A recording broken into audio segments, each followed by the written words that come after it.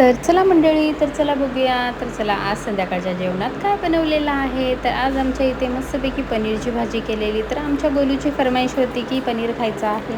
मग त्याच्यामुळे त्याला भुर्जी बनवून दिली असती. मग नंतर विचार केला की सगळ्यांसाठी होऊन जाईल म्हणून मस्तपैकी भाजी बनवली. तर खूप छान झालेली भाजी. आणि पनीरच्या भाजीत मस्तपैकी आम्ही म्हणजे मटणाच्या भाजीत आपण जेवढा मसाला टाकतो तेवढा टाकून मस्तपैकी बनवलेलं. तर खूप छान झालेली ग्रेव्ही.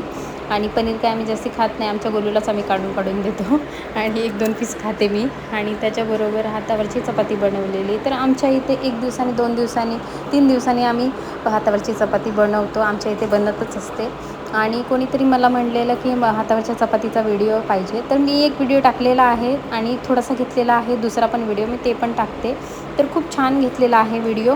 आणि म्हणजे मला तर काही जास्ती बनवता येत नाही. मी एकदाच ट्राय केलेलं हातावरची चपाती बनवायचं, पण मला काय एवढं येत नाही. पण माझ्या वहिनीला खूप छान चपाती येते बनवता.